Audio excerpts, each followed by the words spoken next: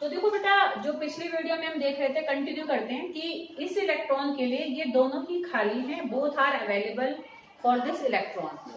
According to rule उसको 4f में जाना चाहिए, बट उसको थोड़ी बेईमानी दिख रही है कि 5d में जाने से उसको थोड़ा फायदा ज्यादा मिल रहा है, get more attracted towards the nucleus. ठीक है, तो अब एक इलेक्ट्रॉन चला जाता है 5d, मतलब जो 57th हमारा इलेक्ट्रॉन है, तो 57 जिसका एटॉमिक नंबर है क्या है, वो लेंथ। तो एक इलेक्ट्रॉन हमारा चला जाता है 5d, तो फिर इसका आखिरी इलेक्ट्रॉन क्योंकि d में गया तो इसलिए ये d हमारा ब्लॉक का एलिमेंट बन जाएगा। तो 57 एटॉमिक नंबर हमारा पीरियोडिक टेबल में यहाँ होता है और ये एक डी ब्लॉक का एलिमेंट है। बताओ कोई दिक्कत? ठीक है, दिख रही है पीरियोडिक टेबल में। अब तुम यहाँ ध्यान से देखो बेटा, अगला जो हमारा डी ब्लॉक का एलिमेंट है वो हाफनियम है और हाफनियम का एटॉमिक नंबर है 72, जबकि 57 के बाद तो हमारा क्या एटॉमिक नंबर आएगा, 58। अब देखो 58 वाले के लिए अब दिक्कत बन गई। अब मान लो, समझो कि अब ये हमारा इलेक्ट्रॉन 58 है। अब 58 को जब आना है तो उसके लिए डी में पहले से एक इलेक्ट्रॉन बैठा हुआ है, लेंथनम डी ब्लॉक का है, तो एक इलेक्ट्रॉन 5d में तो आ चुका है। अब वो अगर 5d में जाता है, उसको लगे कि मैं भी चल डी में चलूं, उसकी शेप ऐसी है। अब अगर वो 5d में जाता है ना, तो उसको जो पहले से इलेक्ट्रॉन बैठा है उसकी रिपल्शन झेल के जाना पड़ेगा, जबकि 4f को हिसाब से तो उसको रूल वाइज 4f में ही जाना चाहिए, मतलब वो उसके लिए नॉर्मल ऑप्शन है। ये एबनॉर्मल ऑप्शन था, पर लेंथनम ने अडॉप्ट कर लिया क्योंकि उसको लेने में उसको कोई परेशानी नहीं हुई थी, खाली पड़ा था आके बैठ गया। बट जब बात है हमारी नेक्स्ट की सीरियम की, जिसका 58 एटॉमिक नंबर है, 58 एटॉमिक नंबर में हमारा क्या हो रहा था, अगर वो उस एबनॉर्मल ऑप्शन पे जाता है जो कि उसको फायदा मिल सकता है, पर उससे ज्यादा उसको नुकसान होता है कि पहला बैठा इलेक्ट्रॉन उसको रिपल्शन देता है। समझ में आ रही बेटा बात? और 4f में तो भाई और कोई ऑप्शन तो है ही नहीं, वो तो उसका नॉर्मल ऑप्शन है, तो इसलिए बेटा एक इलेक्ट्रॉन तो 5d में आ जाता है। ठीक है, जब 4f और 5d में चूज करने की बात होती है तो एक तो 5d में आ जाता है, पर अगला 5d में अब जब तक नहीं आएगा जब तक 4f सारा नहीं भर जाएगा। f में कितने इलेक्ट्रॉन आ सकते हैं मैक्सिमम? f सब शेल में कितने आ जाते हैं बताओ? d में कितने आ जाते हैं? 10। तो f में कितने आ जाते हैं? f में कितने ऑर्बिटल्स होते हैं? 7 ऑर्बिटल्स। 14। भूल गए तुम, क्वांटम नंबर्स कराए थे 11। 14 आएंगे। ठीक है, हाँ कोई बात नहीं। f हमारे सब शेल में 7 ऑर्बिटल होते हैं, तो f में ज्यादा से ज्यादा कितने आ सकते हैं? 14 इलेक्ट्रॉन्स आ सकते हैं बेटा। समझ में आ रही बेटा बात? तो एक तो लेंथनम के तो फायदा हो गया, वो तो पहुंच गया, बन गया डी ब्लॉक का। पर अब जो अगले 14 हमारे इलेक्ट्रॉन होंगे, मतलब अगले जो हमारे 14 एलिमेंट्स होंगे, पहले 4f को पूरा करेंगे। yes, तो 4f1 हमारा सीरियम से जो शुरू होगा, 4f2, 3, 4, 5, 6, 7, 4f14 जब तक नहीं हो जाता तो अगला 5d नहीं बनेगा। तो 57 के बाद तुम 14 जोड़ लो तो हमारा 71 तक हो जाएगा। फिर अब हमारा 71 के बाद अब जो अगला एटॉमिक नंबर है दैट इज 72। ठीक है, तो 72 में अब रूल के हिसाब से 5d ही अवेलेबल है। तो अब जो 5d2 जब बनेगा ना बेटा, अब ये बात ध्यान रखने की है कि जब 5d2 बनता है तो उससे पहले 4f14 भर चुके होते हैं। Yes ma'am. ठीक है, तो लेंथनम को अगर तुम ध्यान से देखो, पीरियोडिक टेबल पे फोकस करो, देखो बेटा लेंथनम को अगर हम ध्यान से देखें तो यहाँ तो 5d1 है और 4f इसका खाली है। पर यहाँ जब 5d2 बना तो 5d2 बनने से पहले हमारे 14f के भर चुके हैं, तो हाफनियम का कॉन्फ़िगरेशन भी क्या होगा? 4f14 5d2। समझ रहे हो बेटा? भाई देखो पीछे के सारे भरते जाते हैं तभी तो अगले भरते हैं।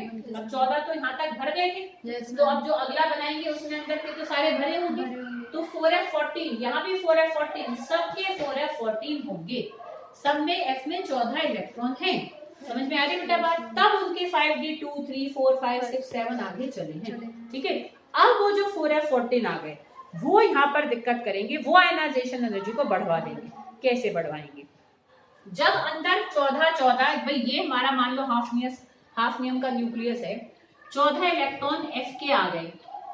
ठीक है, यहाँ पर फिर हमारे अभी आउटर मोस्ट शेल के जो हैं, जो हमारा जैसे 6s होगा हमारा, ठीक है ना, अब तुम देखो बेटा, जब 14f के इलेक्ट्रॉन आए तो 14 अंदर प्रोटॉन भी तो बढ़े थे।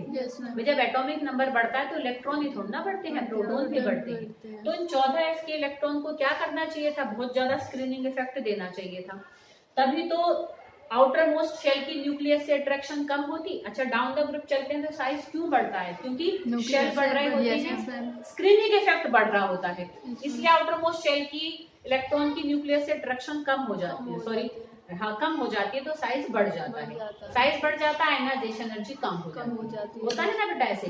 पर स्क्रीनिंग इफेक्ट करने वाले जो हमारे इलेक्ट्रॉन्स हैं, अगर वो स्क्रीनिंग अच्छी करेंगे ही नहीं, वे स्क्रीनिंग इफेक्ट बढ़ रहा था नीचे की तरफ, तभी तो साइज हमारा घटता है, बढ़ता है सॉरी। तो अगर स्क्रीनिंग इफेक्ट ही प्रॉपर नहीं होगा, क्योंकि एफ सब शेल सबसे ज्यादा फैला हुआ होता है और एफ सब शेल की screening power very very very poor होती है, ठीक है। तो जब हम लेंथेनम से हाफनियम पर आए, ठीक है, तो हाफनियम में जो अंदर 14f के इलेक्ट्रॉन थे, उनकी वीक स्क्रीनिंग इफेक्ट के कारण क्या हुआ, आउटर मोस्ट शेल के इलेक्ट्रॉन न्यूक्लियस से अट्रैक्ट हो गए, तो क्या हो गया, आयनाइजेशन एनर्जी बढ़ जाएगी। समझ में आ रही बेटा बात, क्योंकि अंदर जो 14 प्रोटॉन बड़े थे, उन्होंने तो अट्रैक्ट करने का काम पूरा किया, उन्होंने तो खींचे अच्छी तरह से अंदर, ठीक है, उन्होंने तो खींचा, पर इन्होंने रोका नहीं, तो क्या हो गया, हमारा आउटर मोस्ट शेल के इलेक्ट्रॉन न्यूक्लियस से अट्रैक्ट। समझ में आ रही बेटा कुछ बात, ठीक है। अब तो मुझे देखो बेटा, यहाँ पर भी थे एफ के 14, सब में थे एफ के 14, तो हाफनियम से लेकर हम मरकरी तक देखें, इन सब की आयनाइजेशन एनर्जी 3D और 4D से ज्यादा होती है, लेंथेनम की ज्यादा नहीं होगी। बताओ क्यों, क्योंकि उसमें एफ के इलेक्ट्रॉन भाई, एफ के जो 14 इलेक्ट्रॉन थे, उनकी वीक स्क्रीनिंग पावर ही तो जड़ बनी कि आउटर मोस्ट शेल के इलेक्ट्रॉन न्यूक्लियस से अट्रैक्शन फील कर गए, क्योंकि उन्होंने रोका नहीं, ठीक है, उनके प्रोटॉन तो अट्रैक्शन दे गए पर इलेक्ट्रॉन ने रोका नहीं। अब लेंथेनम में तो ये थे ही नहीं एफ के इलेक्ट्रॉन, तो वो नॉर्मल ट्रेंड होगा कि डाउन द ग्रुप यहाँ पर हमारी आयनाइजेशन एनर्जी घटेगी। तो आयनाइजेशन एनर्जी जब हमारी डिक्रीज होगी, यहाँ पर क्यों इंक्रीज हो गई, सिंपल, अब मैं देखो समझाने में थोड़ा बड़ा हमें चलना पड़ता है, पर सिंपल लिखने में तुम्हें एकदम सिंपल लिखना है कि 5D elements have high ionisation energy than 3D and 4D due to inner F electrons, ठीक है, which have very poor screening power. इसी चीज को ही यूज करोगे तो आगे चल के हम एफ ब्लॉक में पढ़ेंगे, एक टर्म पढ़ेंगे, दैट इज लेंथेनाइड कॉन्ट्रैक्शन। तो लेंथेनाइड कॉन्ट्रैक्शन एफ ऑर्बिटल्स की वीक स्क्रीनिंग पावर के कारण ही होता है।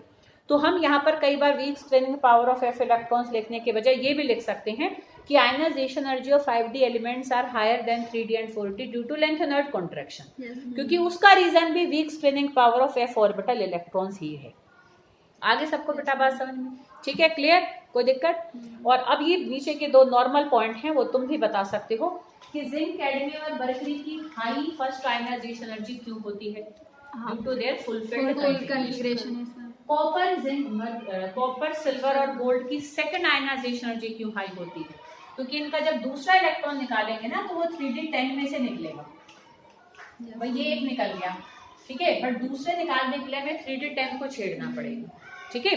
तो जिंक, कैडमियम और मरकरी की तो फर्स्ट ज्यादा होती है ड्यू टू फुलफिल्ड कॉन्फ़िगरेशन, और कॉपर, सिल्वर, गोल्ड और कॉपर, क्रोमियम के साथ भी यही केस है, क्रोमियम की भी सेकंड आयनाइजेशन एनर्जी ज्यादा होगी, क्योंकि उसका भी सेकंड इलेक्ट्रॉन निकालते टाइम हम एक स्टेबल कॉन्फ़िगरेशन को छेड़ेंगे, ठीक है।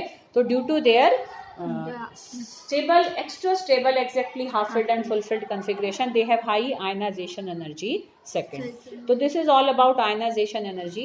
बेटा अब इसके बाद से लेकर तुम्हारे कुछ टॉपिक्स हैं पेज नंबर 12 तक, ठीक है, तो पेज नंबर 11 तक बेसिकली, तो उसके आगे वीडियोस ऑलरेडी यूट्यूब पर अपलोडेड हैं, तो वहां तक बेटा तुम जब छुट्टियां हमारी तुम्हें मंडे तक बेटा ये सारी वीडियोस को देख कर आना, तो तुम्हारी ये यूनिट आधे से ज्यादा हो जाएगी, ठीक है। एक 3 पार्ट्स में डिवाइडेड है, जो सबसे पार्ट है वो तुम्हारा सबसे बड़ा पार्ट खत्म हो जाएगा।